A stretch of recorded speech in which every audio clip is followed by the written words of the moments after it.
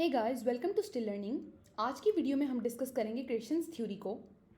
ये second language acquisition की theory है, तो इसलिए हम सबसे पहले उसकी डेफिनेशन को देखेंगे। Second language acquisition is learning a second language after first language is already learned. In fact this is a process of learning. Learning occurs actively and consciously through explicit instruction and education. तो basically ये obviously second language है जो कि हम पहली language के बाद सीखते हैं, लेकिन आपने देखना ये है कि अगर आप बायलैंग्वेज हो या मल्टी लैंग्वेज हो तो आपको पहले से इंट्रैक्शन से ही वो लैंग्वेजेस आती होंगी, आपने उनको सीखा नहीं है। लेकिन ये वो लैंग्वेज है जिसको आप आगे लाइफ में कभी फर्दर सीखते हो इंस्ट्रक्शन के साथ और पूरी एजुकेशन वाले मेथड के थ्रू। अब theory of second language acquisition doctor Stephen Krashen ने दी 1982 में। इसके लिए basically you require meaningful interaction and natural communication. Pakistan में स्टिल ये चीज़ बहुत ज़्यादा प्रिवेल कर रही है कि ग्रामर सिखाई जाती है, प्रॉपर टेंसेस सिखाए जाते हैं, लेकिन इसके अंदर ये है कि आपको एक्सटेंसिव ग्रामर की ज़रूरत नहीं है, आप वैसे भी सेकेंड लैंग्वेज को भी एक्वायर कर सकते हो। इस थ्योरी के 5 हाइपोथेसिस हैं जो हम एक एक करके डिस्कस करेंगे। पहला है एक्विजिशन लर्निंग हाइपोथेसिस। इसका कहना यह है कि दो इंडिपेंडेंट वेज हैं जिससे आप लिंग्विस्टिक स्किल्स को एक्वायर कर सकते हो। पहला एक्विजिशन है और दूसरा लर्निंग है। एक्विजिशन जो है वो सबकॉन्शियस है और लर्निंग कॉन्शियस है। एक्विजिशन के अंदर आपको नेचुरल इन्वायरमेंट चाहिए होता है जिसके अंदर सबकॉन्शियसली आप लैंग्वेज को ले लेते हो, सीख लेते हो। लेकिन जो लर्निंग है उसके अंदर आपको क्लासरूम इन्वायरमेंट होता है, जो मैंने बताया पहले, ग्रामर के थ्रू, टेंसेस के थ्रू आप पूरा का पूरा लैंग्वेज को सीखते हो। लेकिन अब इस पर क्रिटिसिज्म क्या आया? क्रिटिक्स का कहना ये था कि how can you differentiate between conscious and subconscious mind. हो सकता है जिस टाइम पे एक्विजिशन हो रही हो उस टाइम बंदे का माइंड फुली कॉन्शियस हो सकता है ना हो। तो इसलिए इस पर क्रिटिसिज्म मिला इसको। और इसकी सिग्निफिकेंस ये है कि इसने एक्विजिशन और लर्निंग के दरमियान जो डिफ्रेंशिएट किया था उसकी वजह से आगे बच्चों की काफ़ी बेटर परफॉर्मेंस हुई थी। Natural order hypothesis. Natural order hypothesis कहता है कि एक ऑर्डर होता है, प्री डिटर्मिन्ड ऑर्डर मैनर होता है जिसके अंदर बच्चा जो है वो लैंग्वेज को सीखता है। फॉर एग्जाम्पल, बच्चा जो होता है वो सबसे पहले क्या करता है? वो सबसे पहले नाउन्स को बोलना शुरू करता है, नामों को बुलाता है, फिर आहिस्ता आहिस्ता वो मेन वर्ड्स टेलीग्राफिक स्पीच की तरफ चला जाता है, दूसरे वर्ड्स को इग्नोर कर देता है, एडजॉइनिंग वर्ड्स को इग्नोर करता है, सिर्फ मेन वर्ड्स बोल के अपनी बात को समझाने की कोशिश करता है। और फिर आहिस्ता आहिस्ता वो बाकी के जो होते हैं प्रेपोजिशंस और कंजक्शंस वगैरह, ये चीज़ें अपने सेंटेंस में ऐड करके सेंटेंस को कंप्लीट करने की कोशिश करता है। तो उसका कहना ये था कि जो नेचुरल ऑर्डर है वो क्लासरूम में भी फॉलो होना चाहिए लैंग्वेज को सीखने के लिए।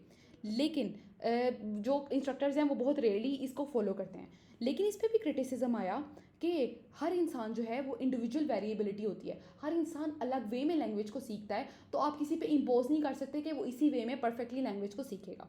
लेकिन फिर भी इसका जो वीकर वर्जन है उसको हम फिर भी सपोर्ट कर सकते हैं कि हाँ, इस तरह से आप लैंग्वेज सीख सकते हैं। Monitor hypothesis. मोनीटर हाइपोथेसिस कहता है कि लर्निंग जो है वो आपकी अट्रेंसेस में चेंजेस करता है। अब इसके अंदर आपने दो सिस्टम्स को सेपरेट करना है। सबसे पहले तो एक्विजिशन सिस्टम और फिर लर्निंग सिस्टम। जो एक्विजिशन सिस्टम है उसका काम है आपकी अट्रेंस को प्रोड्यूस करना, और फिर लर्निंग सिस्टम आता है सपोर्ट के लिए, और वो देखता है कि कहाँ पे गलती हो रही है और वो फ़ौरन उस गलती को ठीक कर देता है। इसकी आप मिसाल ले लें और हमारा जो मोबाइल होता है उसके ऑटो करेक्ट की तरह। आप कोई भी स्पेलिंग लिखते हो, जैसे स्पेलिंग मिस्टेक आती है वो फ़ौरन नीचे आपको शो कर देता है, उसको रेड कर देता है कि ये तुमने गलत कर दिया। बिल्कुल इसी तरह से हमारा लर्निंग सिस्टम आता है, वो हीरो की तरह आता है और आगे सारा कुछ एडिट कर देता है। इसमें 3 तरह के यूज़र्स आते हैं। पहला है मोनीटर ओवर यूज़र्स। वो हर टाइम अपनी लैंग्वेज को मोनीटर ही करते रहते हैं, वो जब भी बोल रहे हैं, बात कर रहे हैं, उसको मोनीटर करते हैं। हमारी लैंग्वेज में जो हिचकिचाहट और हेसिस्टेंसी आती है ना, इसकी भी रीज़न यही है कि हम अपनी लैंग्वेज को इतना ज़्यादा मोनीटर करते हैं कि हमारी फ्लुएंसी ख़राब हो जाती है। मोनीटर अंडर यूज़र्स, ये वो लोग होते हैं जिनको कोई फ़र्क ही नहीं पड़ता वो क्या बोल रहे हैं, वो उसको मोनीटर बिल्कुल नहीं करते, वो बस समझा देते हैं, मतलब समझाने की कोशिश करते हैं, लेकिन उनकी बात को डिकोड करना ऑब्वियसली मुश्किल होता है क्योंकि उनको खुद भी नहीं पता कि वो क्या ठीक बोल रहे हैं और क्या नहीं। और ऑप्टिमल मोनीटर यूज़र्स, ये ना बहुत ज़्यादा मोनीटर करते हैं और ना ही उसको इग्नोर करते हैं, बल्कि एक दरमियाने वे में उसको सही से मोनीटर करते हैं, और इनकी जो फ्लुएंसी है वो सबसे बेहतर होती है। अब इस पर क्रिटिसिज्म क्या मिला? इसका कहना ये था कि जो प्रेशर और डिमांड ऑफ कन्वर्सिंग होती है उस टाइम बंदे पे प्रेशर होता है, तो ये ऐसा पॉसिबल नहीं है कि लर्निंग आगे पूरी उसके अंदर चेंजेस बना सके। इनपुट हाइपोथेसिस, इसमें सबसे पहले जो हमने टर्म समझनी है वो है कॉम्प्रिहेंसिबल इनपुट। इसका कहना यह है कि हर इंसान का एक कॉम्प्रिहेंसिबल इनपुट का लेवल होता है। अब जैसे फॉर एग्जांपल एक बच्चा है, वो एक एक वर्ड को वो मेन वर्ड्स को समझ रहा है, वो बाकी वर्ड्स को नहीं समझेगा। वो अगर एक छोटा बच्चा है वो एक एक वर्ड को समझ रहा है और आप उसके सामने पूरी स्पीच करो तो उसके लिए मुश्किल हो जाएगा उसको अंडरस्टैंड करना। तो वो एक एक वर्ड जो है वो उसका कॉम्प्रिहेंसिबल इनपुट है उसके लिए। और लेकिन इसका कहना ये है कि आपने ये करना है कि उस कॉम्प्रिहेंसिबल इनपुट से थोड़ा सा आगे जाना है और उसको उसका इनपुट देना है ताकि वो उसको अंडरस्टैंड कर सके एक चैलेंज समझ के। अगर कॉम्प्रीहेंसिबल इनपुट जो आपकी कॉम्पिटेंस है वो है आई, तो जो आपका इनपुट होना चाहिए वो I+1 होना चाहिए। फॉर एग्जाम्पल अगर आप एक बुक पढ़ रहे हो, उसके अंदर आपको तकरीबन सारे मीनिंग्स आते हैं, लेकिन कुछ स्पेसिफिक मीनिंग्स हैं जो आपको समझ में नहीं आ रहे, लेकिन बुक पढ़ते पढ़ते आप उन मीनिंग्स को भी आइडेंटिफाई करने की कोशिश करोगे, समझने की कोशिश करोगे। वो आपके लिए चैलेंज होगा, लेकिन उस चैलेंज को एक्सेप्ट करके आप उसके जवाब तक पहुंचने की कोशिश करोगे। लेकिन अगर आपने फ्रेंच की 2-3 लाइन सीखी हैं, ठीक है, और एक बंदा आता है आपके सामने, अगर वो एक आधा वर्ड बोलेगा तो आप उसको समझने की कोशिश करोगे। लेकिन अगर वो आगे आपके सामने पूरी फ्रेंच में एक स्पीच करके जाता है, तो वो जो होगा वो इनकॉम्प्रिहेंसिबल हो जाएगा। वो आउटपुट कहाँ तक चला जाएगा? वो आउटपुट I+1, I+2, I+3 तक चला जाएगा। तो इस पर क्रिटिसिज्म ये था कि इनको जो कॉम्प्रिहेंसिबल इनपुट है इसका कॉन्सेप्ट है नहीं। ये कैसे पॉसिबल के लिए किसी इंसान के लिए कि वो बता सके कि क्या है इसका कॉम्प्रिहेंसिबल इनपुट।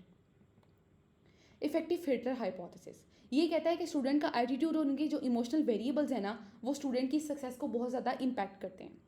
और जिनके एटीट्यूड ऑप्टिमल नहीं होते, जो इतने कॉन्फिडेंट नहीं होते, अंडर कॉन्फिडेंट होते हैं, वो लेस इनपुट लेते हैं, तो उनका जो हाई और स्ट्रॉन्ग फिल्टर होता है, ठीक है, जितना ज़्यादा लेस इनपुट होगा उतना स्ट्रॉन्ग फिल्टर होगा।